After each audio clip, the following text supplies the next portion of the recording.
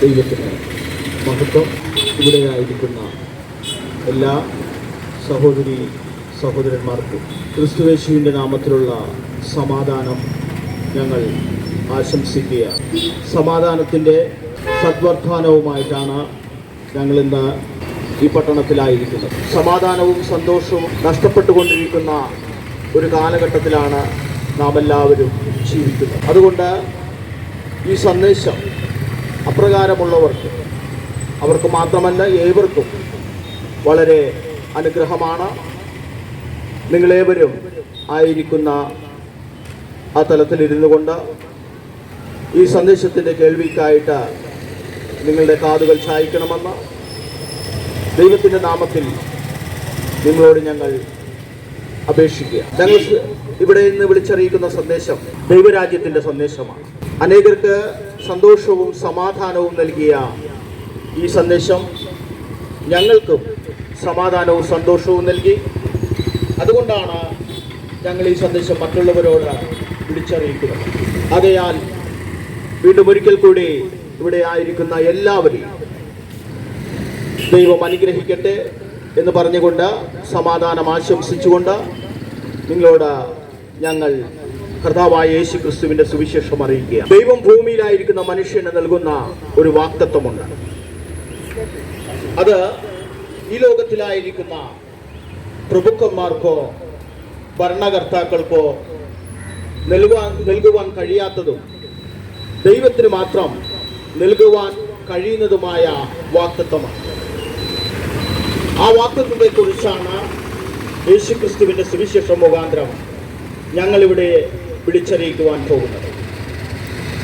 വില കൊടുത്ത് വാങ്ങുവാൻ കഴിയാത്തൊരു വാഗ്ദത്തമാണ്. ഈ ലോകത്തിന്റെ ധനമാനങ്ങൾ കൊണ്ട് വാങ്ങുവാൻ കഴിയാത്ത വാഗ്ദത്തം. ആർ ദൈവത്തെങ്കിലേക്ക് നോക്കുന്നുവോ, ആ വാഗ്ദത്തം എനിക്ക് വേണമെന്ന് പറയുന്നുവോ, അവർക്ക് വേണ്ടി ദൈവം കൊടുക്കുന്ന വാഗ്ദത്തം, നല്ലൊരു വാഗ്ദത്തം. ഞാൻ പറഞ്ഞില്ലേ, ഈ ലോകത്തിന്റെ പ്രഭുക്കന്മാർക്കോ ഭരണാധികാരികൾക്കോ നൽകുവാൻ കഴിയാത്തതും ദൈവത്തിന് മാത്രം നൽകുവാൻ കഴിയുന്നതുമായ ഒരു വാഗ്ദത്തം. ആ വാഗ്ദത്തം ഞങ്ങൾക്ക് ലഭിച്ചു. അതാണ് ഞങ്ങളുടെ സന്തോഷം, അതാണ് ഞങ്ങളുടെ സമാധാനം. അത് ഞങ്ങൾക്ക് മാത്രമല്ല, നിങ്ങൾക്ക് ലഭിക്കണം. അതിനുവേണ്ടിയാണ് ഈ സന്ദേശം അറിയിക്കുന്നത്. നോക്കണേ, യേശുക്രിസ്തുവിന്റെ സുവിശേഷം ഒരുപക്ഷെ നിങ്ങൾ കേട്ടിരിക്കാം, എന്നാൽ ഇപ്പോഴായിരിക്കാം ഒരുപക്ഷെ നിങ്ങൾ കേൾക്കുന്നത്. യേശുക്രിസ്തു മനുഷ്യകുലത്തിന്റെ പാപത്തിന് വേണ്ടിയാണ് മരിച്ചതെന്നുള്ള കേൾവി എല്ലാവർക്കും അറിയാം, എല്ലാവരും കേൾക്കുന്ന വിഷയമാണ്. യേശു ക്രൂശിൽ കിടന്നപ്പോൾ 7 വചനവാക്യങ്ങൾ വിളിച്ചറിയിക്കുകയുണ്ടായി, പറയുകയുണ്ടായി. അവസാനമായിട്ട് ക്രൂശിൽ കിടന്നുകൊണ്ട് മരിക്കുന്നതിന് തൊട്ടു മുമ്പ് 7 വചനവാക്യങ്ങൾ സംസാരിച്ചു. അതിൽ 2 എണ്ണമാണ് ഞാൻ നിങ്ങളെ ഓർമ്മപ്പെടുത്തുന്നത്. ഒന്ന്, ലൂക്കോസ് എഴുതിയ സുവിശേഷം അതിന്റെ 23-ാം അധ്യായം 34-ാം വാക്യത്തിൽ ഇപ്രകാരം യേശു പറഞ്ഞു: പിതാവേ, ഇവർ ചെയ്യുന്നത് ഇന്നതെന്ന് ഇവർ അറിയായികയാൽ ഇവരോട് ക്ഷമിക്കണമേ. ദൈവത്തിനും മനുഷ്യർക്കുമിടയിലെ ഒരു മധ്യസ്ഥനായി നിന്നുകൊണ്ട് യേശു ദൈവത്തോട് പറയുകയാണ്. തന്നെ 3 ആണികളിൽ ക്രൂശിൽ തറച്ചിരിക്കുകയാണ്, തന്നെ നിന്ദിക്കുകയാണ്, തന്നെ പരിഹസിക്കുകയാണ്, തന്നെ ഉപദ്രവിക്കുകയാണ്. അവർക്ക് വേണ്ടി യേശു പ്രാർത്ഥിക്കുന്നു, അല്ല, യേശു മധ്യസ്ഥം വഹിക്കുന്നു. ഹല്ലേലൂയ. ദൈവരാജ്യത്തെ കുറിച്ച് പ്രസംഗിച്ച യേശുവാണ്. രോഗികളെ സൗഖ്യമാക്കിയ യേശു, ഭൂതബാധിതരായ മനുഷ്യരെ ഹല്ലേലൂയ അവർക്കും സൗഖ്യം കൊടുത്ത യേശു, കാറ്റിനെ ശാസിച്ച് ശാന്തമാക്കിയ യേശു, സമുദ്രത്തിന്മേൽ നടന്ന യേശു, മരിച്ചവരെ ഉയർപ്പിച്ചെഴുന്നേൽപ്പിച്ച യേശു. ഇതാ ദൈവരാജ്യത്തെ കുറിച്ച് പ്രസംഗിച്ച് ഇത്രമാത്രം അത്ഭുതങ്ങളും അടയാളങ്ങളും ചെയ്ത യേശുവിനെ അവർ ക്രൂശ് മരണത്തിൽ ഏൽപ്പിച്ചു കൊടുത്തപ്പോൾ ക്രൂശിൽ കിടന്നുകൊണ്ട് പറയുകയാണ്: പിതാവേ, ഇവർ ചെയ്യുന്നത് ഇന്നതെന്ന് അറിയായികയാൽ ഇവരോട് ക്ഷമിക്കണമേ. നമ്മൾ ശിശുക്കളെ നോക്കുമ്പോൾ നമുക്കറിയാം, ശിശുക്കൾ ചെയ്യുന്നത് ഇന്നതെന്ന് അവർക്കറിയില്ല. പക്ഷെ പ്രായമായവരെ നോക്കുമ്പോൾ നമുക്കറിയാം, പ്രായമാർക്ക് നന്മ തിന്മകളെ അറിയാം. ഏതെങ്കിലും ഒരു ശിശു മരിച്ചാൽ നിശ്ചയമായിട്ടും ദൈവരാജ്യത്തിൽ അവന് പോകുവാൻ കഴിയും. ഹല്ലേലൂയ. ഏത് മതത്തിൽപ്പെട്ട വ്യക്തിയായാലും ശിശുവായാലും അവൻ മരിച്ചാൽ, ശിശു മരിച്ചാൽ അവന് ദൈവരാജ്യത്തിലേക്ക് പോകുവാൻ കഴിയും. എന്നാൽ ഒരു പ്രായമായ വ്യക്തി എന്ന് വെച്ചാൽ നന്മ തിന്മകളെ അറിഞ്ഞ് ഈ ലോകത്തിൽ ജീവിക്കുന്ന ഒരു പ്രായമായ വ്യക്തി മരിച്ചാൽ അവന് ദൈവരാജ്യം അവകാശമാക്കുവാൻ കഴിയില്ല. കാരണം എന്താണ്?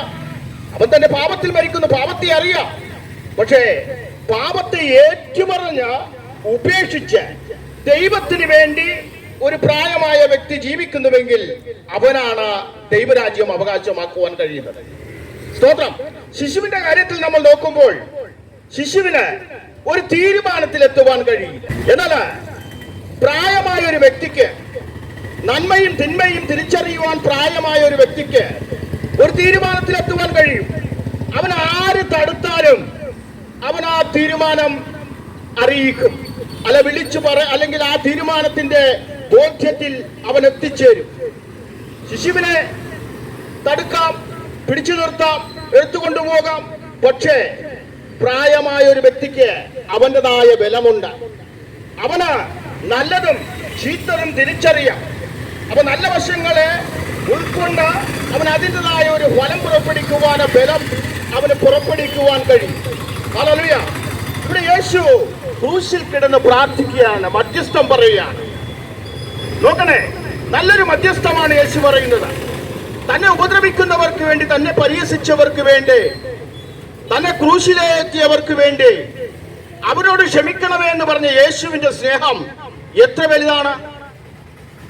ഹല്ലേലൂയ.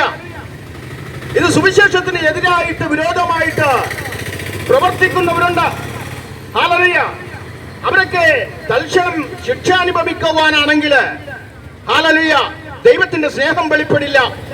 എന്നാൽ ദൈവത്തിന്റെ സ്നേഹത്തെ കുറിച്ച് പറയുമ്പോൾ ഹല്ലേലൂയ തന്നെ നിന്ദിക്കുന്നവരെ, തന്നോട് നന്ദി കാണിക്കാത്തവര്, ദുഷ്ടന്മാരെ എല്ലാവർക്കും ദൈവമന്ത്രിക്കണേണ്. എല്ലാവരെയും ദൈവമന്ത്രിക്കുന്നു, തീറ്റിപ്പോറ്റുന്നു. എല്ലാവർക്കും വേണ്ടുന്ന എല്ലാം ദൈവം സൗജന്യമായി നൽകുന്നു. നന്ദി കെട്ടവരായിക്കൊള്ളട്ടെ, ദുഷ്ടന്മാരായിക്കൊള്ളട്ടെ, ആരുമായിക്കൊള്ളട്ടെ, നമുക്ക് തന്നെ അത് കാണുവാൻ കഴിയുന്നതല്ലേ, കേൾക്കുവാൻ കഴിയുന്നല്ലേ. എത്ര തരം ദുഷ്ടത്തരം പ്രവർത്തിച്ചാലും, ദൈവത്തോടത്ര നന്ദി കാണിച്ചാലും ദൈവം എല്ലാവരെയും ഹല്ലേലൂയ പോറ്റുകയാണ്. അപ്പൊ ആ ദൈവത്തിന്റെ സ്നേഹം നോക്കണേ. വല്ലതും ദൈവത്തിന് കൊടുത്തിട്ടാണോ നമ്മളെയൊക്കെ ദൈവം പോറ്റുന്നത്? നമ്മുടെ പ്രവൃത്തി എങ്ങനെയുള്ളതാണ്? വളരെ ദോഷമുള്ളതല്ലേ? എല്ലാവരും കുറവുള്ളവരല്ലേ? എല്ലാവരിലും ഹല്ലേലൂയ കുറവുകളുണ്ട്, ബലഹീനതയുണ്ട്. പക്ഷേ ദൈവത്തോട് നന്ദി കാണിക്കുവാനോ ദൈവത്തെ മഹത്വപ്പെടുത്തുവാനോ ഹല്ലേലൂയ നാം ആരും ഹല്ലേലൂയ അതിനുവേണ്ടി നേരം കണ്ടെത്തുകാറില്ല. എന്നിട്ടും ദൈവം നമ്മെ പോറ്റുകയാണ്. ആ പോറ്റുന്ന സ്നേഹം നമ്മൾ അറിയണം. അതുകൊണ്ടാണ് യേശു പറഞ്ഞത്, ക്രൂശിൽ കിടന്ന ആ സ്നേഹത്തെ വെളിപ്പെടുത്തി.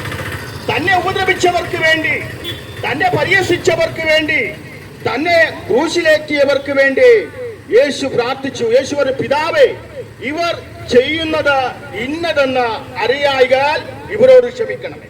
യേശു നല്ലൊരു മധ്യസ്ഥനാണ്, നല്ലൊരു മധ്യസ്ഥൻ. വിശുദ്ധ വേദപുസ്തകത്തിലെ, സത്യവേദ പുസ്തകത്തിലെ തിമോഥെയോസിന് എഴുതിയ ലേഖനം അതിന്റെ 2-ാം അധ്യായം 5-ാം വാക്യത്തിൽ യേശുവിന്റെ മധ്യസ്ഥതയെ കുറിച്ച് ഇങ്ങനെ രേഖപ്പെടുത്തിയിരിക്കുന്നു: ദൈവം ഒരുവനാണ്, ദൈവം ഒരുവനാണ്. ദൈവത്തിനും മനുഷ്യർക്കും ഹല്ലേലൂയ മധ്യസ്ഥനും ഒരുവൻ, എല്ലാവർക്കും വേണ്ടി തന്നെ മറുവിലയായി കൊടുത്ത ഹല്ലേലൂയ കർത്താവായ മനുഷ്യനായ ക്രിസ്തുയേശു തന്നെ എന്ന ഈ സത്യമാണ്. ഒരൊറ്റ മധ്യസ്ഥനേയുള്ളൂ ദൈവത്തിനും മനുഷ്യർക്കും ഇടയിൽ. അനേക മധ്യസ്ഥന്മാരില്ല. ആ മധ്യസ്ഥൻ സ്നേഹമുള്ള മധ്യസ്ഥനാണ്, ക്ഷമിക്കുന്ന മധ്യസ്ഥനാണ്. ഹല്ലേലൂയ. നാം എത്ര തന്നെ പാപം ചെയ്താലും നമ്മോട് ക്ഷമിക്കുവാൻ അധികാരമുള്ള മധ്യസ്ഥനാണ് കർത്താവായ യേശു. തന്നെ ഉപദ്രവിച്ചവർക്ക് വേണ്ടി ക്ഷമിച്ചില്ലേ? തന്നെ പരിഹസിച്ചവർക്ക് വേണ്ടി ക്ഷമിച്ചില്ലേ? അവരോട് ക്ഷമിക്കണമേ എന്ന് പ്രാർത്ഥിച്ചു. അങ്ങനെയെങ്കിൽ നിങ്ങളുടെ അനവധി പാപങ്ങളെ ക്ഷമിച്ചു തരുന്ന ദൈവത്തിന്റെ നീതിയാണ് കർത്താവായ യേശു ക്രിസ്തു. അത് മനസ്സിലാക്കണം. നാളിതുവരെയും അറിഞ്ഞും അറിയാതെയും പാപങ്ങൾ ചെയ്തുകൊണ്ട് ഈ ലോകത്തിൽ ജീവിക്കുമ്പോൾ സ്നേഹിത, നിങ്ങൾ മരിച്ചാൽ നിങ്ങൾക്ക് ദൈവത്തിന്റെ രാജ്യത്തിൽ പോകുവാൻ കഴിയുകയില്ല, ശിക്ഷാവിധിയിലേക്ക് പോകേണ്ടി വരും. നിങ്ങളുടെ മേൽ അവകാശം പറയുന്ന ഒരു പ്രഭുവുണ്ട്. അത് ഈ ലോകത്തിന്റെ പ്രഭുവാകുന്ന സാത്താനാണ്. ഈ ലോകത്തിന്റെ പ്രഭു സാത്താനാണ്. ഈ ലോകം അവൻ ഭരിച്ചുകൊണ്ടിരിക്കുകയാണ്. അല്ലെങ്കിൽ മനുഷ്യരല്ലെന്ന് മനുഷ്യനോട് അവൻ പ്രവർത്തിക്കുന്നു. അതുകൊണ്ടാണ് പാപം ലോകത്തിൽ വർദ്ധിച്ചു വരുന്നത്. ഈ ലോകത്തിൽ പാപം വർദ്ധിച്ചുകൊണ്ടിരിക്കുകയാണ്. മുമ്പകം കേൾക്കാൻ ഇടയില്ലാത്തവണ്ണം പാപത്തിന്റെ പ്രവർത്തികള് വളരെ വലുതായിക്കൊണ്ടിരിക്കുകയാണ്. അതുകൊണ്ട് സാത്താൻ എന്ന ആ പ്രഭുവിനെ തടവിലാക്കി ഭരിക്കുവാൻ കഴിയുന്ന ഒരു ഭരണകർത്താക്കളും നമ്മുടെ ലോകത്തില് വന്നിട്ടില്ല. അങ്ങനെ സാത്താനെ തടവിലാക്കി ഭരിക്കുവാനായിട്ട് ഒരുവന് മാത്രമേ കഴിയുകയുള്ളൂ. അത് ദൈവപുത്രനായ യേശുവിന് മാത്രമേ കഴിയുകയുള്ളൂ. ആ യേശു ഈ ഭൂമി 1000 ആണ്ട് ഭരിക്കും. ഭരണത്തെ കുറിച്ച് പറഞ്ഞിട്ടുണ്ട്. ഹല്ലേലൂയ. അത് പിന്നീടുള്ള കാര്യമാണ്. അതിക്കിപ്പുറമുള്ള കാര്യത്തിലാണ് നമ്മൾ ഹല്ലേലൂയ നിങ്ങളെ ബോധ്യപ്പെടുത്തുന്നത്. ഹല്ലേലൂയ. അപ്പൊ യേശു ക്രൂശിൽ കിടന്നുകൊണ്ട് ഹല്ലേലൂയ ക്ഷമിക്കണമേ എന്ന് പ്രാർത്ഥിച്ചു. അങ്ങനെയെങ്കിൽ എന്നോടും നിങ്ങളോട് ക്ഷമിക്കുവാനുള്ള പാപത്തിന് മോചനം നൽകുവാനുള്ള അധികാരം യേശുവിനുണ്ട്. അപ്പോൾ നിങ്ങൾ ചോദിക്കും, എങ്ങനെയാണ്? ശ്രദ്ധിക്കണേ, യേശുവിന്റെ ശുശ്രൂഷയുടെ കാലഘട്ടത്തില് യേശു കഫർനഹൂം എന്ന് പറഞ്ഞ ഒരു പട്ടണമാണ്, ഗലീലയിലെ പട്ടണമാണ്. അവിടെ തന്റെ ഭവനത്തിൽ ഉണ്ടെന്ന് ജനം അറിഞ്ഞിട്ട് യേശുവിന്റെ ഭവനത്തിലേക്ക് ചെന്നു. നമുക്കറിയാം, ഒരു പട്ടണമാകുമ്പോൾ ആ പട്ടണത്തില് 4 ഭാഗത്ത് നിന്നും ജനം വരും, അല്ലേ? ഹല്ലേലൂയ. എല്ലാ പട്ടണങ്ങളിലും അങ്ങനെയുള്ള സവിശേഷതയുണ്ട്. ഒരു പട്ടണം വളരെ ഹല്ലേലൂയ ജനത്തിന് എന്തിനും ഏതിനും ഫലപ്രദമായ ഒരു സ്ഥലമാണ് ഒരു പട്ടണം. പട്ടണത്തില് എല്ലായിടത്തു നിന്നും ജനങ്ങൾ വന്നു ചേരും. എല്ലാത്തരം ബിസിനസ്സും നടക്കുന്ന സ്ഥലങ്ങളൊക്കെയാണ്. അപ്പോൾ യേശു കഫർനഹൂമിലെ ആ പട്ടണത്തിലുണ്ട്, ഭവനത്തിൽ, യേശുവിന്റെ ഭവനത്തില്, പട്ടണത്തിലായിരുന്നു യേശുവിന്റെ ഭവനം. അവിടെ വീട്ടിലുണ്ടെന്ന് അറിഞ്ഞപ്പോൾ ആ ചുറ്റുവട്ടത്ത് വന്നവർ, ആ പട്ടണത്തിൽ വന്നവരൊക്കെ യേശുവിന്റെ അടുക്കലേക്ക് ചെന്നു. കാരണം എന്താണ്? എന്തിനും ഏതിനും പരിഹാരം നൽകുന്ന ഹല്ലേലൂയ ദൈവപുത്രനാണ് യേശു ക്രിസ്തു.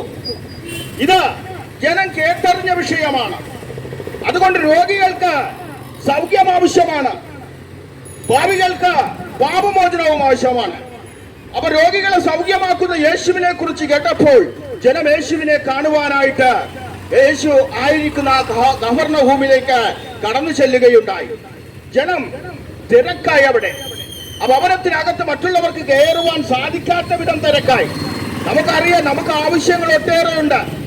ഞാൻ പറഞ്ഞില്ലേ, ഒരു രോഗിയാണെങ്കിൽ അവന് ആ രോഗം സൗഖ്യമാക്കുന്ന, പൂർണ്ണമായിട്ട് സൗഖ്യമാക്കുന്ന ഒരുവനെ കണ്ടാൽ എന്തെടുക്കും? അങ്ങനെയുള്ളവർ അടുക്കിലേക്ക് ചെല്ലും. ഒരു പാവിയാണെന്ന് ബോധ്യം വന്നു കഴിഞ്ഞാൽ പാപമോചനം കൊടുക്കുന്നവനെ കൊണ്ട് ആവശ്യമുണ്ട്. ഇവിടെ രോഗികൾ യേശുവിനെ കുറിച്ച് കേട്ടു. എന്താണ് കേട്ടത്? രോഗികളെ സൗഖ്യമാക്കുന്നവനാണ് യേശുവെന്ന്. അപ്പൊ യേശുവിനെ കാണുവാനായിട്ട് ഈ കഫർനഹൂമിലേക്ക് കടന്നു ചെല്ലുകയാണ് എല്ലാവരും. വളരെ ജനമുണ്ടായി. ആ വാതിക്കൽ പോലും അകത്ത് കയറാൻ പറ്റാത്ത ജനം. ഹല്ലേലൂയ. അപ്പോൾ അവിടെ ഒരു 4 ചെറുപ്പക്കാര്, 4 പേര് ഒരു പക്ഷപാത രോഗിയെ കട്ടിലോടെ പൊക്കി. ഈ പക്ഷപാത രോഗി എന്നൊക്കെ പറയുമ്പോൾ നമുക്കറിയാം, 4 ചുമരിനുള്ളില് ഒരു പ്രതീക്ഷയും ഇല്ലാതെ കിടക്കുന്നവരാണ് പക്ഷപാത രോഗി. അവരെ ഹല്ലേലൂയ ഈ ലോകത്തിന്റെ വൈദ്യം നോക്കിയവരാണ്. പക്ഷേ സൗഖ്യം അവർക്ക് ലഭിക്കാതെ വരുമ്പോൾ എല്ലാ പ്രതീക്ഷയും നഷ്ടപ്പെടും, അല്ലേ? മനുഷ്യരുടെ എല്ലാ പ്രതീക്ഷയും നഷ്ടപ്പെട്ടു പോകുന്ന ഒരു സമയമുണ്ട്. സ്നേഹിത, സഹോദര, ഒന്ന് വിളിച്ചു പറയട്ടെ, നിങ്ങളുടെ പ്രതീക്ഷകൾ നഷ്ടപ്പെട്ടു പോകുമ്പോൾ, ഒരു സ്ഥലത്തും ഒരു മനുഷ്യരിലും പ്രതീക്ഷയില്ലാതെ തീരുമ്പോൾ, ഈ ലോകത്തിൽ ഏതൊരു പ്രതീക്ഷയും ഇല്ലാതെ തീരുമ്പോൾ നിങ്ങൾക്ക് പ്രതീക്ഷ വെക്കുവാൻ ഒരുവനുണ്ട്.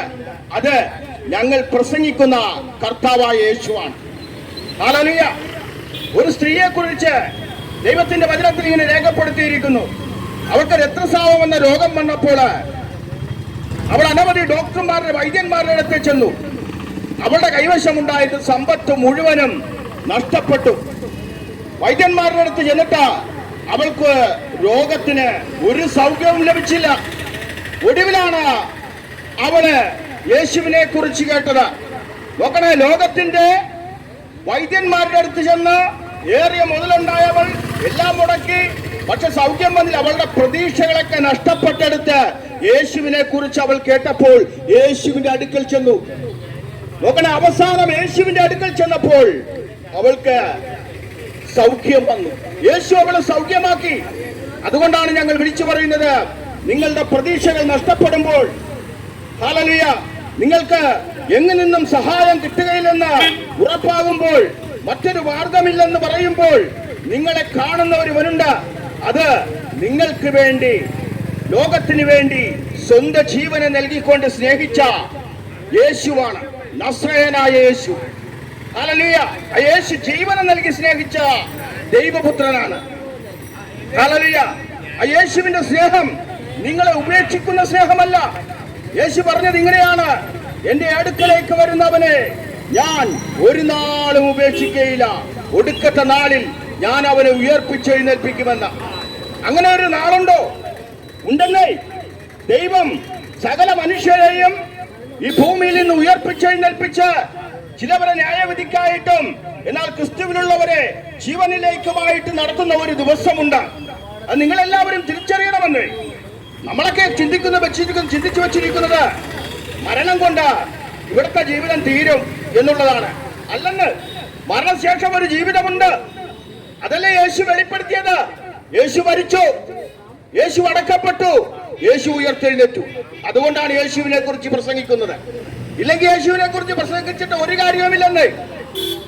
എന്തുകൊണ്ടാണ് ലോകത്തില് വിവിധ മതങ്ങളിൽ ജനിച്ചു വളർത്തപ്പെട്ടവരൊക്കെ ഒരുപരപ്പെട്ടുകൊണ്ട് യേശുവിനെ പ്രസംഗിക്കുന്നതിന്റെ കാരണം, യേശു മരണത്തെ ജയിച്ചവനാണ്. കാരണം ഈ ലോകത്തിന്റെ പ്രഭു ആരാണ്? മരണമാണ്. അത് തിരിച്ചറിയണം. ഈ ലോകത്തിന്റെ പ്രഭു മരണമാണ്. മരണത്തിന്റെ മുമ്പില് എല്ലാവരും മുട്ടുമടക്കേണ്ടി വരും. എന്നാൽ ആ മരണത്തെ ജയിച്ചവൻ ഒരുവൻ മാത്രമേ ഉള്ളൂ. അത് ഞങ്ങൾ പ്രസംഗിക്കുന്ന കർത്താവായ യേശുവാണ്. യേശു മരണത്തെ ജയിച്ചത് കൊണ്ടാണ് ഞങ്ങൾ യേശുവിനെ കുറിച്ച് പ്രസംഗിക്കുന്നത്.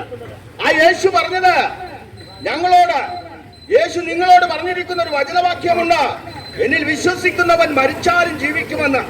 അപ്പൊ മരിച്ചാലും ജീവിപ്പിക്കുന്ന ഒരു സന്ദേശമാണ് യേശു ക്രിസ്തുവിന്റെ സുവിശേഷ സന്ദേശം. കേട്ടോ, സന്തോഷമില്ലേ? നമുക്ക് എല്ലാവർക്കും സന്തോഷിക്കുവാൻ, നമുക്ക് സമാധാനം ആശംസിക്കുവാൻ ഒരു വിഷയമുണ്ട്. എന്താണ്? നാം മരണത്തിന് അധീനരാണ്, പാപത്തിന് അധീനരാണ്. പക്ഷേ ആ മരണത്തിനപ്പുറമുള്ള ജീവനെ യേശു വെളിപ്പെടുത്തി. അതുകൊണ്ടാണ് സഹോദരന്മാരെ, സഹോദരിമാരെ, ഈ തെരുവിലൊക്കെ നിന്നുകൊണ്ട് യേശുവിനെ പ്രസംഗിക്കുന്നത്. യേശു മരിച്ചു മൺമറഞ്ഞു പോയിട്ട് ഒരു ഉത്തരമില്ലാതിരിക്കുന്ന വ്യക്തിയാണെങ്കിൽ യേശുവിനെ കുറിച്ച് പ്രസംഗിക്കേണ്ട ഒരു കാര്യവുമില്ല. ഹല്ലേലൂയ. കാരണം എന്താണെന്നോ? ഞങ്ങളിങ്ങനെ യേശുവിനെ കുറിച്ച് തെരുവിൽ നിന്നൊക്കെ പ്രസംഗിക്കുമ്പോൾ ചിലവർ ഞങ്ങളെ നിന്ദിക്കും, പരിഹസിക്കും, വേലയും കൂലിയും ഇല്ലാതെ നടക്കുകയാണെന്നൊക്കെ പറയും. ഈ ദൈവരാജ്യത്തെ കുറിച്ച് പ്രസംഗിക്കുന്ന എന്റെ തൊഴിൽ മത്സ്യബന്ധനമാണ്. സ്തോത്രം. മത്സ്യബന്ധനം കഴിഞ്ഞിട്ടാണ് ഞാൻ യേശുവിനെ കുറിച്ച് പ്രസംഗിക്കുവാൻ ഇറങ്ങിത്തിരിക്കുന്നത്. ഹല്ലേലൂയ. എന്റെ ജോലി കഴിഞ്ഞാൽ ഞാൻ മറ്റുള്ളവരോട് ദൈവരാജ്യത്തെ കുറിച്ച് പ്രസംഗിക്കുകയാണ്. കാരണം എന്താണെന്ന് അറിയാമോ? എനിക്ക് ശരിയായൊരു പ്രത്യാശ എന്റെ ദൈവം നൽകി, ഒരു സമാധാനം ഞങ്ങൾക്ക് ദൈവം നൽകിയെന്നേ.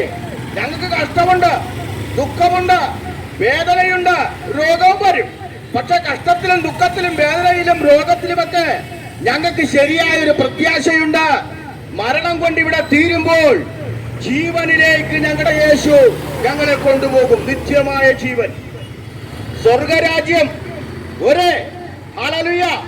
അപ്പൊ ക്രൂശിൽ കിടന്നുകൊണ്ട് യേശു പറഞ്ഞ ആ യേശുവിന്റെ വചനം നോക്കണേ, ഇവർ ചെയ്യുന്നത് ഇന്നതെന്ന് അറിയായാൽ ഇവരോട് ക്ഷമിക്കണമേ.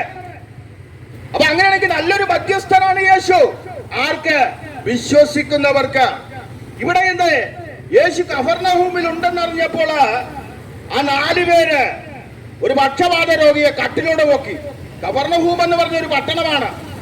ഈ കട്ടിലൂടെ പൊക്കിയിട്ട് യേശു ഇരിക്കുന്നിടത്തേക്ക് കട്ടിലും പൊക്കിക്കൊണ്ടോടി. എന്തിനാണ്? ഈ പക്ഷപാത രോഗിയെ യേശുവിന്റെ അടുക്കൽ കൊണ്ടുവന്ന അവന് സൗഖ്യം വരും. അപ്പൊ അവർ ചെയ്ത നല്ലൊരു കാര്യമല്ലേ? അല്ലേ? ഒന്ന് ആലോചിച്ചു നോക്കിയ, നല്ലൊരു കാര്യമാണ്. പക്ഷപാത രോഗിയെ കട്ടിലോടെ പൊക്കി യേശു. ഒരുത്തന് സൗഖ്യം വന്നതേ ഒരുത്തിന് സമാധാനം ലഭിക്കുന്നതേ, ഒരുത്തിന് സന്തോഷം ലഭിക്കുന്നതേ, അവൻ അങ്ങനെ സന്തോഷവും സമാധാനം ആശംസിക്കുവാനും അവന് നൽകുക, അത് കിട്ടേണ്ടതിനായിട്ട് പ്രയത്നിക്കുകയും ചെയ്യുന്നത് ഒരു നല്ല കാര്യമാണ്, അല്ലേ? ഒരു കുടുംബത്തിൽ സമാധാനമില്ലെങ്കിൽ ആ കുടുംബത്തിന് സമാധാനം, ഒരു വ്യക്തിക്ക് സമാധാനമില്ലെങ്കിൽ ആ വ്യക്തിക്ക് സമാധാനം കൊടുക്കുവാൻ കഴിഞ്ഞാൽ അതിലും വലിയ കാര്യം വേറെ ഉണ്ടോ? ഇവിടെ 4 ചുവരിക്കുള്ളിൽ കിടക്കുകയാണ്, ആ വീടിനകത്താണ്, ആരും നോക്കണില്ല, വൈദ്യനെ കൊണ്ട് കഴിയുന്ന തുകയൊക്കെ മുടക്കി, പക്ഷെ സൗഖ്യം പ്രാപിക്കാൻ കഴിഞ്ഞില്ല. ഒടുവിൽ പ്രത്യാശ പ്രതീക്ഷ എല്ലാം നഷ്ടപ്പെട്ടു കിടക്കുമ്പോഴാണ് 4 പേര് ചെന്നിട്ട് കട്ടിലോടെ പൊക്കിയത്. ഇതൊന്ന് മനസ്സിലാക്കാൻ, നമ്മുടെ ഇത് പട്ടണമാണല്ലോ, ഇവിടെ കൂടി കട്ടിലും പൊക്കിക്കൊണ്ട് 4 പേര് ഓടിയാൽ നമ്മളെന്തർക്കും ആശ്ചര്യപൂർവ്വം നോക്കും. എന്നിട്ട് ചോദിക്കും, ഈ ആളെയും പൊക്കിക്കൊണ്ട് എങ്ങാട് ഓടുകയാണ്. അപ്പൊ അവര് പറയും, ഇയാൾക്ക് സൗഖ്യം നൽകുന്ന വേറൊരാൾ അവിടെ വന്നിട്ടുണ്ടെന്ന് പറഞ്ഞ എന്ത് ചെയ്യും? നമ്മൾ പറയുക, ആഹാ അങ്ങനെയെങ്കിൽ അയാളെ എനിക്ക് വന്ന് കാണണമെന്ന് പറയും, അല്ലേ? ഹല്ലേലൂയ. അപ്പൊ നമ്മുടെ കാലത്ത്, ഈ കാലത്താണ് യേശുവിനെ കുറിച്ച് നമ്മൾ കേൾക്കുന്നുവെങ്കിൽ, യേശു ശുശ്രൂഷ ചെയ്യണമെങ്കിൽ നമ്മൾ ഓടും യേശുവിനെ കാണാൻ. പക്ഷെ ആ കാലം കഴിഞ്ഞു. ഇന്ന് യേശു സംസാരിക്കുകയാണ് എങ്ങനെ? സുവിശേഷം മുഖാന്തരം സർവജനത്തോടും. ആ സ്തോത്രം, വിശ്വസിക്കണം കേട്ടോ. വിശ്വസിക്കുന്നവർക്കാണ് എന്താ ദൈവം വച്ചിരിക്കുന്ന നീതീകരണത്തിലേക്ക് പ്രവേശിക്കുവാൻ കഴിയുള്ളൂ. വിശ്വാസം കൊണ്ട് മാത്രമേ ദൈവത്തെ പ്രസാദിപ്പിക്കാനും കഴിയുള്ളൂ. നമ്മളൊക്കെ ഓർക്കണത് ഈ ലോകത്തിന്റെ എന്തെങ്കിലുമൊക്കെ കൊടുത്ത് ദൈവത്തെ പ്രസാദിപ്പിക്കാമെന്നാണ്. എന്റെ പൊന്നോ, എന്റെ സഹോദരി സഹോദരന്മാരെ, ഈ ലോകവും ഈ ലോകത്തിലുള്ളതൊക്കെ ദൈവത്തിൻ്റെതാണ്. അതുകൊണ്ട് കൊടുത്ത് ദൈവത്തിനെ പ്രസാദിപ്പിക്കുക എന്ന് വെച്ചാൽ നടക്കുന്ന കാര്യമാണോ? ദൈവത്തിന് ആവശ്യം നിന്നെയാണ്. ഹല്ലേലൂയ. വിശ്വാസത്തോടെ ദൈവത്തിന്റെ സന്നദ്ധിയിലേക്ക് കടന്നു ചെല്ലുക എന്നുള്ളതാണ്. വിശ്വാസത്താൽ ദൈവത്തെ പ്രസാദിപ്പിക്കുക എന്നുള്ളത് ഞങ്ങളിപ്പോ ചെയ്യണം. അതാണ്. ഞങ്ങൾക്ക് സ്വയം പ്രശംസിക്കാൻ ഒന്നുമില്ല. പക്ഷെ ഞങ്ങൾ പ്രശംസിക്കുന്നത് ഞങ്ങൾക്ക് വേണ്ടി മരിച്ചിട്ട് അടക്കപ്പെട്ട് ഉയർത്തെഴുന്നേറ്റ യേശുവിലാണ്. അതുകൊണ്ടല്ലേ ഞങ്ങൾ ഇവിടെ വന്ന് നിന്നിട്ട് നിങ്ങളോട് യേശുവിനെ കുറിച്ച് പ്രസംഗിക്കുന്നത്. നിങ്ങൾ പ്രശംസിക്കണം. ആരിൽ? ദൈവത്തിൽ, അല്ലേ? ദൈവമല്ലാതെ ആരുള്ളൂ നമുക്കീ പാരിൽ പ്രശംസിക്കാനെന്തുള്ളൂ? ദൈവമല്ലാതെ ആരുള്ളൂ നമുക്കീ പാരിൽ പ്രശംസിപ്പാനെന്തുള്ളൂ?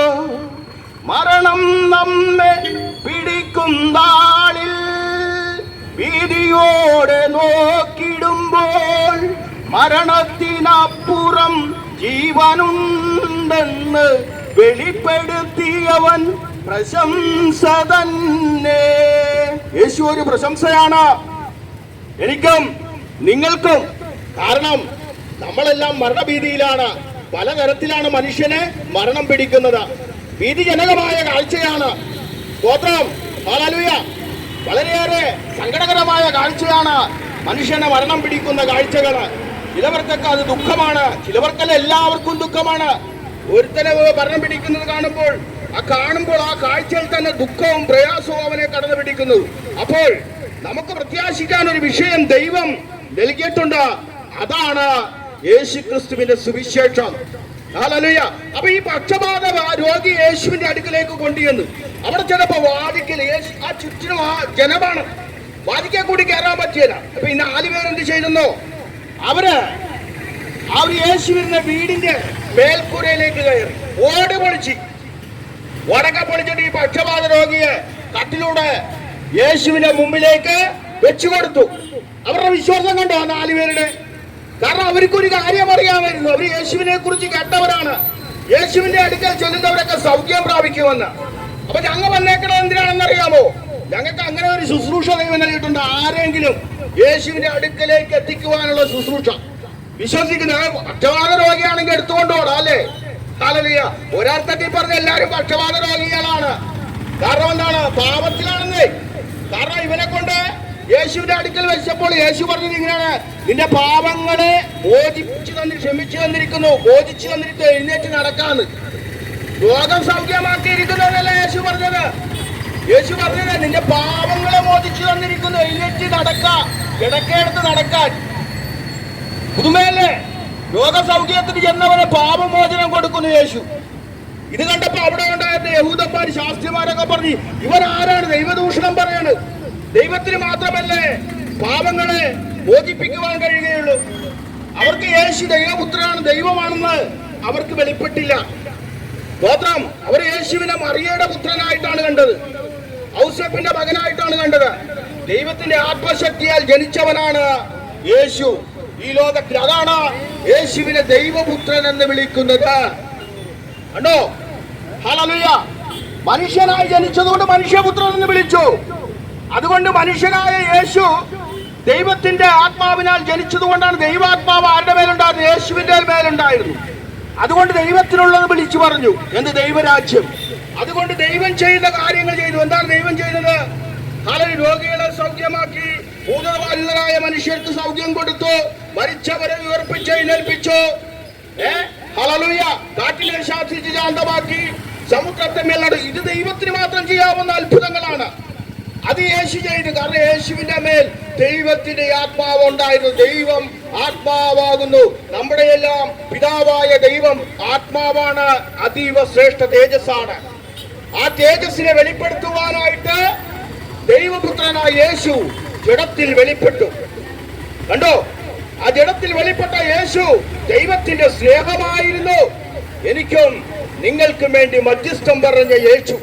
ഇതാ ഈ പക്ഷപാത രോഗിയെ അവർ കൊണ്ട് യേശുവിന്റെ അടുക്കൽ വെച്ചപ്പോൾ യേശു അവരുടെ വിശ്വാസം കണ്ടു. ആരുടെ വിശ്വാസം? ഈ 4 പേരുടെ വിശ്വാസം കണ്ടു. പക്ഷപാത രോഗിയോട് പറഞ്ഞു, മകനെ, നിന്റെ പാപം മോചിപ്പിച്ചു തന്നിരിക്കുന്നു, എഴുന്നേറ്റ് നടക്കാം. എഴുന്നേറ്റ് നടക്കുന്ന പക്ഷപാത രോഗിയോട് ചോദിച്ചാ മതി, നിന്നെ ആരാണ് സൗഖ്യമാക്കിയതെന്ന് ചോദിച്ചാ, എന്നെ യേശു സൗഖ്യമാക്കി, ഞാനിപ്പോ നടക്കുന്ന യേശുവിന്റെ നാമത്തിലാണെന്ന് പറയും. കർത്താവായ യേശുവിന്റെ നാമത്തിൽ, അല്ലേ?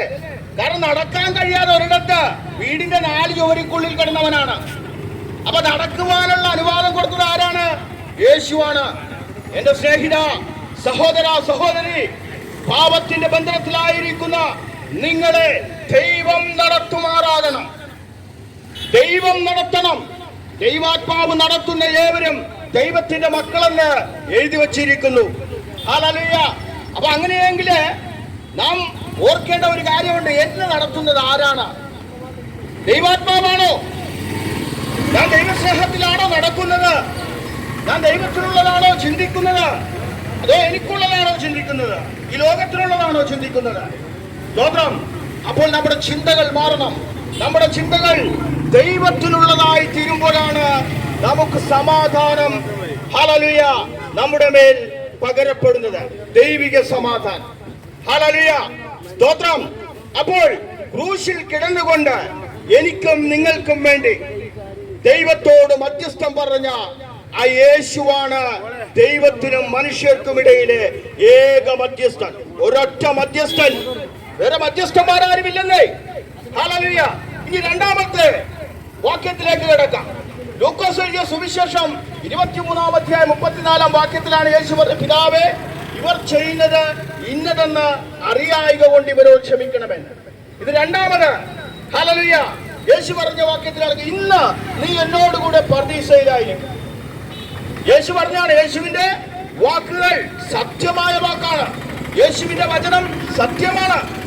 രണ്ടാമത് യേശു പറഞ്ഞത് ഇങ്ങനെയാണ്, ഇന്ന് നീ എന്നോടുകൂടെ പർദീസയിലായിരിക്കും. ലൂക്കോസ് എഴുതിയ സുവിശേഷം 23-ാം അധ്യായം അതിന്റെ 43-ാമത്തെ വാക്യത്തിൽ ആരോടാണ് പറയുന്നത്?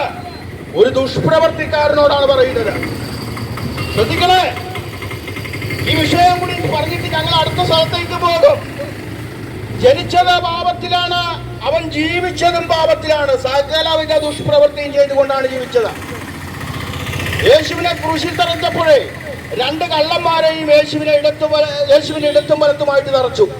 ആ 2 കള്ളന്മാരെന്നാ പറയുന്നത്, ദുഷ്പ്രവർത്തിക്കാരെന്നാ പറയുന്നത്. നമുക്കറിയാം ദുഷ്പ്രവർത്തിക്കാരുടെ മനസ്സിൽ അവരെന്തും ചെയ്യും, ഏതും ചെയ്യും, എങ്ങനെയും ജീവിക്കും. പക്ഷെ ഈ ദുഷ്പ്രവർത്തിക്കാരന് ഒരു വാഗ്ദത്തം കിട്ടുകയാണ്. എന്താണ്? ഇന്ന് നീ എന്നോടുകൂടെ പർദീസയിലായിരിക്കുമെന്ന് വെച്ചാൽ ദൈവത്തിന്റെ രാജ്യത്തിലായിരിക്കും, ദൈവസന്നിധിയിലായിരിക്കുമെന്ന്. കേട്ടോ? വിശ്വസിക്കാൻ പറ്റുമോ? മരിക്കാൻ പോണേണ്. അവസാന സമയമാണ്. അവസാന സമയത്ത് അവൻ എന്നിട്ട് ഗോളടിച്ചു. ഗോളല്ല, അല്ലെ? നമുക്ക് ഫുട്ബോൾ കളി കാണുമ്പോഴൊക്കെ നമ്മളെല്ലാം ആകാംക്ഷയോട് കാത്തിരിക്കും, നമുക്ക് ഇഷ്ടപ്പെട്ട ടീം ജയിക്കുവാനായിട്ട്. അപ്പൊ നമ്മൾ അവർക്ക് അവസാന സമയം വരെ നമ്മൾ ഇങ്ങനെ നോക്കിയിരിക്കും, ആരാണ് ജയിക്കുന്നത്, എന്റെ ടീം ജയിക്കുമോ എന്ന് നോക്കിക്കൊണ്ട് അങ്ങനെ ഇരിക്കും. അവസാന സമയത്ത് ഒരു ഗോൾ അടിക്കുമ്പോൾ നമ്മളെ നിൽക്കും, സന്തോഷമായിരിക്കും. ഇവിടെ അവസാന സമയം മരണത്തിന് തൊട്ടു മുമ്പാണ് അവൻ ആ വാഗ്ദത്തം ലഭിച്ചത്. നിസ്സാര വാഗ്ദത്തമല്ല. മനുഷ്യരൊക്കെ അവനെ ദുഷിച്ച് പുറന്തള്ളി അവന് ചെയ്ത തെറ്റിന് ക്രൂശി മരണം അവന് കിട്ടിയപ്പോൾ, എന്ന് വെച്ചാൽ യേശു ഏതൊരു തെറ്റും ചെയ്യാതെ ക്രൂശിൽ കിടന്നപ്പോൾ ഇവരെ റോമ ഗവൺമെന്റ് ദുഷ്പ്രവർത്തിക്കാരുടെ പട്ടികയിൽപ്പെടുത്തി, കള്ളന്മാരുടെ പട്ടികയിൽപ്പെടുത്തി തൂക്കുമരണത്തിന് ഏൽപ്പിച്ചു കൊടുത്തു. അവർ രണ്ടുപേരും അപ്പുറത്തും ഇപ്പുറത്തും കിടക്കുകയാണ്. അപ്പോൾ കിടക്കുമ്പോഴാണ് അവന് അവിടെ കിടന്ന് ഒരുവൻ യേശുവിനെ നോക്കിയിട്ട് ഇങ്ങനെ പറഞ്ഞു, നീ രാജാവാണെങ്കിലേ, എന്ന് വെച്ചാൽ നീ കർത്താവാണെങ്കിലേ, നീ നിന്നെയും ഞങ്ങളെയും രക്ഷിക്ക എന്ന് പറഞ്ഞു. നിന്നെ തന്നെയും ഞങ്ങളെയും രക്ഷിക്കാന്ന് അവൻ നിന്നിച്ചെന്നേ. അവസാന സമയമാണ്, മരിക്കാൻ പോവുകയാണ്, മരിക്കാൻ കിടക്കുകയാണ്. ചെയ്തത് മുഴുവനും പാപമാണ്, പാപത്തിലാണ് ജീവിച്ചത്. പക്ഷെ അവന് അപ്പോഴും എന്തില്ല, അവന് മരണഭീതിയുമില്ല, അവന് ദൈവത്തെ കുറിച്ചുള്ള പരിജ്ഞാനവുമില്ല, ദൈവിക ചിന്തയുമില്ല. അവൻ ആ ക്രൂശിൽ കിടന്ന് ദൈവത്തെ നിന്ദിച്ചു. എന്റെ സ്നേഹിത, സഹോദര, സഹോദരി, നിങ്ങൾ ഏത് അവസ്ഥയിലുമായിക്കൊള്ളട്ടെ, ദൈവത്തെ നിന്ദിക്കരുത് കേട്ടോ. സുവിശേഷത്തെ നിന്ദിക്കരുത്. സുവിശേഷം മനുഷ്യകുലത്തിന്റെ രക്ഷയ്ക്കുള്ളതാണ്. സുവിശേഷം കേൾക്കുമ്പോൾ നിങ്ങളത് ഭയഭക്തിയോടുകൂടെ കേൾക്കണം. കേട്ട് അനുഗ്രഹം പ്രാപിക്കണം. ഈ പുസ്തകത്തിലെ വചനം ഇപ്രകാരം പറയുന്നു, ഈ പുസ്തകത്തിലെ വചനത്തെ വായിക്കുന്നവൻ, കേൾക്കുന്നവൻ, പ്രമാണിക്കുന്നവർ ഭാഗ്യവാന്മാരെന്നാണ്. ഹല്ലേലൂയ. അപ്പൊ ഈ വചനം തെരിക്കോണിൽ നിന്ന് കേൾക്കുന്ന നിങ്ങൾ ഭാഗ്യവാന്മാരാണ്. കാരണം ഇത് ദൈവത്തിന്റെ വചനമാണ്, ദൈവ ശബ്ദമാണ്. ഞങ്ങളെ രക്ഷിച്ച ദൈവത്തിന്റെ വചനം നിങ്ങളെ രക്ഷിക്കേണ്ടതിനായിട്ടാണ് ഞങ്ങൾ ഈ സന്ദേശം നിങ്ങളോട് വിളിച്ചു പറയുന്നത്. അപ്പൊ അവൻ മരിക്കുന്നതിന് തൊട്ട് മുമ്പ് ക്രൂശിൽ കടന്നുകൊണ്ട് യേശുവിനെ നിന്ദിച്ചു. നീ രാജാവാണെങ്കിൽ നിന്നെ തന്നെയും ഞങ്ങളെയും രക്ഷിക്ക എന്ന് പറഞ്ഞു. അപ്പോൾ മറ്റവൻ ഇവരെ ശാസിച്ചു. എങ്ങനെയാണ് ശാസിച്ചത്? നീ ദൈവത്തെ ഭയപ്പെടുന്നില്ലേ? എടാ, നാം ചെയ്ത തെറ്റിനാണ് ഈ ശിക്ഷ അനുഭവിക്കുന്നത്, ഈ വേദന അനുഭവിക്കുന്നത്, ഈ ക്രൂശിൽ കിടക്കുന്നത് എന്ന് പറഞ്ഞിട്ട് യേശുവിനെ നോക്കിട്ട് ഇവനോ ഏതൊരു തെറ്റും ചെയ്യാതെ ഈ ക്രൂശിൽ കിടക്കുന്നു. നാം ചെയ്ത തെറ്റിന്റെ ഫലമാണ് അനുഭവിക്കുന്നത്, വേദന, ഈ രോഗം, ഹല്ലേലൂയ, ഈ കഷ്ടം അനുഭവിക്കുന്നത്. പക്ഷെ ഏതൊരു തെറ്റും ചെയ്യാതെ ഇവനോ ഈ ക്രൂശിൽ കിടക്കുന്നു എന്ന് പറഞ്ഞിട്ട് യേശുവിന്റെ മുഖത്തേക്ക് അവസാനമായിട്ടൊന്ന് നോക്കിയിട്ട് പറഞ്ഞു, യേശുവേ, അങ്ങ് രാജ്യത്വം സ്വീകരിക്കുമ്പോ എന്നെ ഓർക്കണമേ.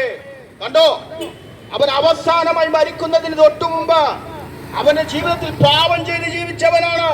പക്ഷേ യേശുവിനെ നോക്കിയിട്ട്, പാപമോചനം കൊടുക്കുന്ന യേശുവിനെ നോക്കിയിട്ട് അവർ, യേശുവേ, അങ്ങ് രാജ്യത്വം സ്വീകരിക്കുമെന്ന് ഓർക്കണമേ എന്ന് പറഞ്ഞപ്പോൾ യേശു പറഞ്ഞത് ഇപ്രകാരമാണ്, ഇന്ന് നീ എന്നോടുകൂടെ പർദീസയിലായിരിക്കുമെന്ന്. കണ്ടോ, നല്ലൊരു വാഗ്ദത്തം.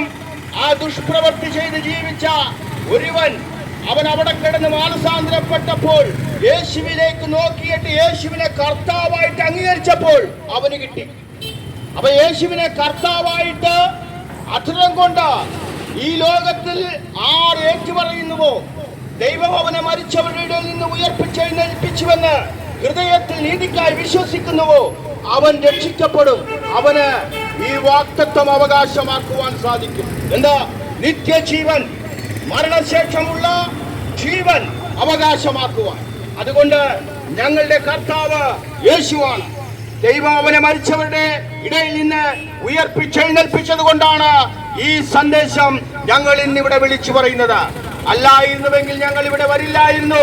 പക്ഷേ ദൈവം യേശുവിനെ മരിച്ചവരുടെ ഇടയിൽ നിന്ന് ഉയർപ്പിച്ചെഴുന്നേൽപ്പിച്ചുകൊണ്ട് എല്ലാവർക്കും ആ വാഗ്ദത്തം കൊടുപ്പാൻ തക്കവണ്ണം ഹല്ലേലൂയ മനസ്സലിവുള്ള ദൈവമാണ്. അവൻ ക്ഷമിക്കുന്ന ദൈവമാണ്. പക്ഷേ അവസരം ഇവിടെ മാത്രം. ഈ ലോകത്തിലായിരിക്കുമ്പോൾ ദൈവം സകല മനുഷ്യരോടും ക്ഷമിക്കുന്നത് കൊണ്ടാണ് നാം ഇവിടെ ഹല്ലേലൂയ മരണം കാണാതെ ഇരിക്കുന്നത്. ഇപ്പോൾ നാം ചെയ്ത തെറ്റിന് ദൈവം ശിക്ഷിക്കാനാണെങ്കിൽ ഇനി ഞാനും പ്രസംഗിക്കാനുണ്ടായില്ല, ഈ ഹല്ലേലൂയ പാസ്റ്ററും പ്രസംഗിക്കാനുണ്ടാകില്ല, ഇവിടെ കേൾക്കുന്ന നിങ്ങളും ഉണ്ടാകില്ല. ദൈവം തൽക്ഷണം ശിക്ഷിക്കാനാണെങ്കിൽ, തൽക്ഷണം ശിക്ഷ നടക്കായാൽ മനുഷ്യൻ ദോഷം ചെയ്യാൻ ഹല്ലേലൂയ വെമ്പൽ കൊള്ളുന്നു, ദോഷം ചെയ്യുവാൻ ധൈര്യപ്പെടുന്നു. ശരിയല്ലേ? ഈ ലോകത്തിൽ മനുഷ്യൻ ചെയ്യുന്ന ശിക്ഷയ്ക്ക് തൽക്ഷണം ദൈവം ശിക്ഷിക്കാനാണെങ്കിൽ ഈ ലോകത്തിൽ ആരും ഉണ്ടാകില്ലെന്നേ. ശിക്ഷ തൽക്ഷണം നടക്കുന്നില്ല. അതുകൊണ്ട് തന്നെ എല്ലാവർക്കും ധൈര്യമാണ്. എന്താ? കൊലപാതകം ചെയ്യാൻ, മദ്യപിക്കുവാൻ, മയക്കുമരുന്ന് ഉപയോഗിക്കുവാൻ, വ്യഭിചാരം ചെയ്യുവാൻ, മോഷ്ടിക്കുവാൻ, ഇങ്ങനെ പാപകർമ്മങ്ങൾ ചെയ്യുവാൻ എല്ലാവർക്കും ധൈര്യമാണ്. തൽക്ഷണം ദൈവം ശിക്ഷിക്കായികയിലാണ്. പക്ഷേ ദൈവം ശിക്ഷിക്കുന്ന ഒരു ദിവസമുണ്ട്. ആ ദിവസത്തിന് മുമ്പ് മാനസാന്തരപ്പെട്ട് സുവിശേഷത്തിൽ വിശ്വസിക്കേണ്ടതിനായിട്ട് ദൈവം സകല ജനത്തെയും സുവിശേഷം കേൾപ്പിച്ചുകൊണ്ടിരിക്കുകയാണ്. അതുകൊണ്ട് അവസരം ഇവിടെ ഉണ്ട്. മരണശേഷം ഒരു അവസരമില്ല സ്നേഹിത സഹോദര. എന്നാൽ മരണത്തിന് തൊട്ടു മുമ്പ് ആ ദുഷ്പ്രവർത്തിക്കാരൻ മാനസാന്തരപ്പെട്ടു യേശുവിനെ തന്റെ കർത്താവായി സ്വീകരിച്ചു. യേശു മരിച്ചവരിൽ നിന്ന് ഉയർത്തെഴുന്നേൽക്കുമെന്ന് ഹൃദയത്തിൽ നീതിക്കായി വിശ്വസിച്ചു. അവന് നല്ലൊരു വാഗ്ദത്തം ലഭിച്ചു. എന്താണ്? നിത്യമായ ജീവൻ, പർദീസ. അങ്ങനെയെങ്കിൽ തീരുമാനമെടുക്കുവാൻ നിങ്ങൾക്ക് അവസരമുണ്ട്. ഈശോയുടെ സന്ദേശം കേട്ടിരിക്കുന്ന നിങ്ങൾ ശിശുവല്ല. നിങ്ങൾ നന്മതിന്മകളെ തിരിച്ചറിയുവാൻ പ്രായമുള്ള വ്യക്തിയാണ്. നിങ്ങൾക്ക് ദൈവരാജ്യം അവകാശമാക്കി മരണശേഷം സ്വർഗരാജ്യത്തിലേക്ക് പോകണമെങ്കിൽ നിങ്ങളുടെ രാജാവായി യേശുവിനെ സ്വീകരിക്കണം. നിങ്ങളുടെ കർത്താവായി യേശുവിനെ സ്വീകരിക്കണം. അല്ലെങ്കിൽ നിങ്ങൾ നിങ്ങളുടെ പാപത്തിൽ മരിക്കും. പാപത്തിന്റെ പരിഹാരയാഗമായിട്ടാണ് യേശു ഗാഗുൽതയിലെ ക്രൂശിൽ മരിച്ചത്. എബ്രായർക്ക് എഴുതിയ ലേഖനത്തിൽ ഇങ്ങനെ രേഖപ്പെടുത്തിയിരിക്കുന്ന 10-ാം അധ്യായം 15-ാം വാക്യം, ഏത് പുരോഹിതനും ദിവസേന ശുശ്രൂഷിച്ചുകൊണ്ട് പാപങ്ങൾക്ക് ഒരു നാളും പരിഹാരം വരാത്ത യാഗം കഴിച്ചുകൊണ്ടിരിക്കുന്നുവെന്ന്. ഈ ലോകത്തിൽ ഒരുപാട് പുരോഹിതന്മാരുണ്ട്. അവര് ദിവസേന ശുശ്രൂഷിക്കുന്നവരാണ്. പക്ഷേ ഒരിക്കലും പാപത്തിന് പരിഹാരം വരുത്തുവാൻ അവർക്ക് കഴിഞ്ഞിട്ടില്ല എന്ന്. എന്നാൽ യേശുവോ എന്നേക്കുമായിട്ട് പാപത്തിന് പരിഹാരം വരുത്തിയിട്ട് ദൈവത്തിന്റെ വലത്ത് ഭാഗത്തിരിക്കുന്നു. ഹല്ലേലൂയ. തന്റെ ശത്രുക്കൾ തന്റെ പാദപീഠമാകുമ്പോഴും കാത്തിരിക്കുകയാണ്. അതുകൊണ്ട് ഞങ്ങളുടെ സന്ദേശം ശ്രദ്ധിക്കണം. സമാധാനം ആശംസിച്ചുകൊണ്ടാണ് തുടങ്ങിയത്. ആ സമാധാനം പറയട്ടെ. ഹല്ലേലൂയ. യേശു അവിടെ കാത്തിരിക്കുന്നത് തന്റെ ശത്രുക്കൾ എന്ന് വെച്ച ദൈവത്തിൽ വിശ്വസിക്കാതെ പാപകർമ്മങ്ങൾ ചെയ്തുകൊണ്ട് ഈ ലോകത്തിൽ ജീവിക്കുന്ന മാനസാന്തരപ്പെടാത്ത എല്ലാ വ്യക്തികളും ദൈവത്തിന് ശത്രുക്കളാണ്. അവർ മാനസാന്തരപ്പെട്ട് സുവിശേഷത്തിൽ തിരിയാതെ മരണപ്പെട്ടു പോയാൽ അവരുടെ മേൽ ദൈവത്തിന്റെ കോപമുണ്ട്. എന്നാല് തിരുവെഴുത്ത് ഇങ്ങനെ പറയുന്നു. റോമർക്ക് എഴുതിയ ലേഖനം 5-ാം അധ്യായത്തിൽ വിശ്വസിക്കുന്നവർക്ക് അവൻ തന്റെ പുത്രൻ മുഖാന്തരം, ഹല്ലേലൂയ, വിശ്വസിക്കുന്നവർക്ക് ദൈവത്തോട് സമാധാനം ഉണ്ടാകേണ്ടതിനായിട്ട് തന്റെ പുത്രൻ മുഖാന്തരം, ഹല്ലേലൂയ, സ്തോത്രം, അവന്റെ രക്തം മുഖാന്തരം നീതീകരണം വെച്ചിരിക്കുന്നുവെന്ന്. ഹല്ലേലൂയ. വിശ്വസിക്കുന്നവർ, ഹല്ലേലൂയ, ദൈവത്തോട് സമാധാനം ഉണ്ടാകേണ്ടതിനായിട്ട് അവന്റെ പുത്രനായ യേശുവിനെ വിശ്വസിക്കുമ്പോൾ അവിശ്വസിക്കുന്നവർക്ക് ദൈവത്തോട് സമാധാനമുണ്ടെന്ന് റോമർക്ക് എഴുതിയ ലേഖനത്തിൽ എഴുതിയിരിക്കുന്നു. അപ്പൊ ആരെ വിശ്വസിക്കണം? ദൈവപുത്രനായ യേശുവിൽ വിശ്വസിക്കുമ്പോഴാണ് ദൈവത്തോട് സമാധാനം വരുന്നത്. അപ്പൊ ദൈവവും മനുഷ്യനുമായിട്ടുള്ള സമാധാന ഉടമ്പടിയാണ് യേശു. യേശുവിൽ വിശ്വസിക്കുന്നവന് സമാധാനം ലഭിക്കും. യേശുവിൽ വിശ്വസിക്കുന്നവന് സന്തോഷം ലഭിക്കും. യേശുവിൽ വിശ്വസിക്കുന്നവന് ദൈവരാജ്യം അവകാശമാക്കുവാൻ സാധിക്കും. കാരണം യേശു ഈ ലോകത്തിന്റെ പാപത്തിന് വേണ്ടി, എല്ലാവർക്കും വേണ്ടി സ്വന്തം ജീവനം നൽകിക്കൊണ്ട് നമുക്ക് വേണ്ടി മരിച്ചടക്കപ്പെട്ട് ഉയർത്തെഴുന്നേറ്റ ദൈവത്തിന്റെ പുത്രനാണ്. സത്യ ദൈവവും നിത്യജീവനുമാണ്. ആ സ്നേഹം നോക്കണം. നാം പാപികളായിരിക്കുമ്പോൾ തന്നെ ദൈവം നമ്മെ രക്ഷിക്കേണ്ടത് സ്വപുത്രനെ നൽകുവാൻ തക്കവണ്ണം ഈ ലോകത്തെ സ്നേഹിച്ചുവെങ്കിൽ തന്റെ പുത്രനെ ഈ ലോകത്തിലായി അയച്ചത് മനുഷ്യപുത്രന്മാരുടെ പ്രാണനെ നശിപ്പിക്കാനല്ല, രക്ഷിക്കാനാണ്. എന്നെയും നിങ്ങളെയും രക്ഷിക്കാനാണ് യേശു ഈ ലോകത്തിൽ വന്നത്. അതുകൊണ്ട് സമ്മതിച്ചു കൊടുക്കണം. യേശുവേ, ഞാനൊരു പാപിയാണ്. യേശുവേ, ഞാനൊരു പാപിയാണ്. എന്റെ പാപത്തിന് വേണ്ടിയാണ് അങ്ങ് മരിച്ചതെന്നുള്ള കേൾവി ഞാൻ കേട്ടിരിക്കുന്നു. അങ്ങിൽ വിശ്വസിക്കുന്നവന് ഒരു വാഗ്ദത്തമുണ്ടെന്ന് ഞാൻ കേട്ടിരിക്കുന്നു. സ്തോത്രം. അതുകൊണ്ട് ആ വാഗ്ദത്തം എനിക്ക് വേണമെന്ന് ആർക്ക് പറയുവാൻ കഴിയും? ഹല്ലേലൂയ. ഞാൻ പറഞ്ഞില്ലേ, ഈ ലോകത്തിന്റെ പ്രഭുക്കന്മാർക്കോ ഭരണാധികാരികൾക്ക് നൽകുവാൻ കഴിയാത്ത വാഗ്ദത്തമാണ് യേശു നൽകിയിരിക്കുന്നത്. ഹല്ലേലൂയ. നിങ്ങൾ ഏതൊരു വിലയും കൊടുക്കേണ്ട, നിങ്ങളൊന്ന് ദൈവത്തിന്റെ മുമ്പാകെ സമർപ്പിച്ചാൽ മതി. യേശുവിനെ നിങ്ങളുടെ കർത്താവായി സ്വീകരിച്ചാൽ മതി. യേശുവിന് വേണ്ടി ജീവിച്ചാൽ മതി. ഹല്ലേലൂയ. യേശു നമുക്ക് വേണ്ടിയാണ്, നമ്മെ ജീവിപ്പിക്കേണ്ടതിനായിട്ടാണ് ഇന്നേക്ക് 2000 വർഷം മുമ്പ് കാകുൽതയിലെ ക്രൂശിന്മേൽ മരിച്ച് അടക്കപ്പെട്ട് ഉയർത്തെഴുന്നേറ്റത്. അതുകൊണ്ട് അവസാന സമയം ആ കള്ളന്, ആ ദുഷ്പ്രവർത്തിക്കാരന് നല്ലൊരു വാഗ്ദത്തം ലഭിച്ചുവെങ്കിൽ, പ്രിയ സഹോദരി സഹോദരന്മാരെ, നമ്മിൽ ആരുടെയൊക്കെ ഹല്ലേലൂയ സമയമാണ്, അവസാന സമയമാണ് എന്ന് നാം ആരും അറിയുന്നില്ല. മരണത്തിന് തൊട്ടു മുമ്പ് ഒരു തീരുമാനമെടുക്കാം. നമുക്ക് വേണ്ടി മരിച്ചടക്കപ്പെട്ട് ഉയർത്തെഴുന്നേറ്റ യേശുവിന് വേണ്ടി നമുക്കെല്ലാവർക്കും ജീവിക്കാം. ഞങ്ങൾ ജീവിക്കുന്നത് യേശുവിന് വേണ്ടിയാണ്. വിശുദ്ധനായ പൗലോസ് ഇങ്ങനെ പറയുന്നു, എനിക്ക് ജീവിക്കുന്നത് ക്രിസ്തുവും മരിക്കുന്നത് ലാഭവുമെന്ന്. അങ്ങനെയെങ്കിൽ മരണം ലാഭമായി തീരേണ്ടതിനായിട്ട് യേശുവിനെ കർത്താവായി സ്വീകരിച്ചുകൊണ്ട്, പാപത്തോട് വിട പറഞ്ഞുകൊണ്ട്, ഒരു പുതിയ മനുഷ്യനായി ദൈവത്തിന് വേണ്ടി ജീവിക്കുവാൻ നിങ്ങളെ എല്ലാവരെയും ദൈവമാകുന്ന കർത്താവ് അനുഗ്രഹിക്കട്ടെ എന്ന് പ്രാർത്ഥിച്ചുകൊണ്ട് ഒരിക്കൽ കൂടി ഞങ്ങൾ നിങ്ങൾക്ക് ക്രിസ്തുയേശുവിന്റെ നാമത്തിലുള്ള സമാധാനം ആശംസിക്കുന്നു.